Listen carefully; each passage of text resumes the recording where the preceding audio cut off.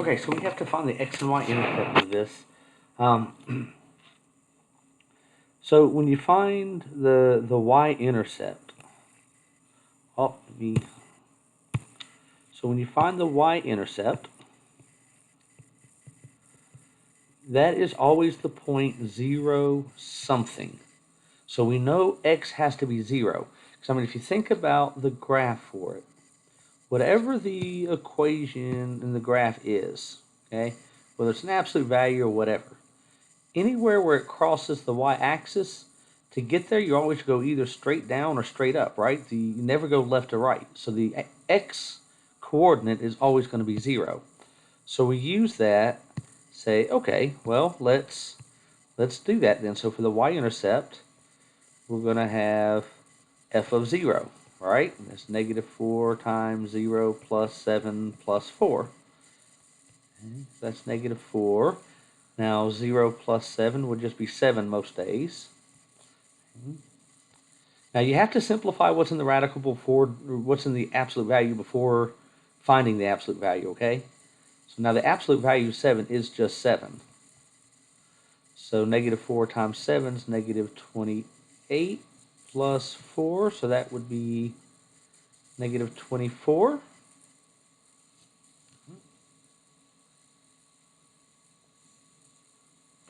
So our y-intercept then is the point 0, negative 24.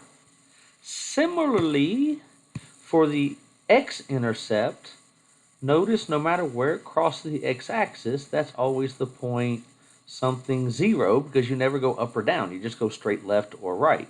So that means the y-coordinate is 0. So if I want to find an x-intercept, then I'm going to have 0 equals whatever that function is. And then I need to solve for x. Okay? So now pretend for a second that this is just a single variable. Okay? We would need to get that by itself. I mean, if you thought about that as just x, whatever. Okay? The first thing that we would do is subtract 4 from both sides. So that gives me then negative 4 equals negative 4 times the absolute value of x plus 7. Then we'll take both sides and divide that by negative 4. You can't combine the negatives and 4s like did up here because that's negative 4 times, right? That's multiplication.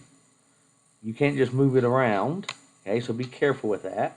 So negative 4 divided by 4 is 1. That'd be absolute value of x plus 7. Now for the absolute value equation, we need to split that into 2. And that means either x plus 7 can be a positive 1 or the x plus 7 is a negative 1. Okay? Because remember, what's in the absolute value can be a positive or negative because you're talking about distance, so you always make that kind of positive. So in this case, when we subtract 7, we'll get a negative 6. And in this case, we're going to get a negative 8. That means we have two x-intercepts.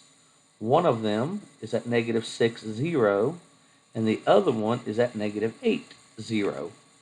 So those are our two x-intercepts.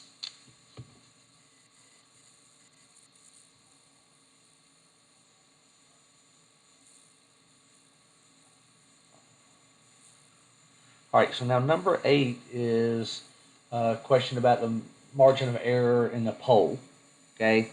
And it says, in the problem I'm looking at in Mobius, in a made-up pole, the proportion is 47%, and the margin of error is 1.9%. Now, in both cases, we, of course, want to write these things as decimals, okay, which you did spot on here, so that's 0.47 and 0.019. Now, to write the absolute value of that, in this type of thing, the whatever is inside here is always going to be the stuff with the proportions.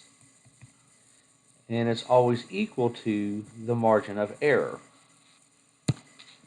So with that in mind, the true proportion is within 0.47, and that would be less than or equal to, because it has the difference between what it actually is and what the poll got has to be less than that 0.019. Okay? So this person just had those two backwards.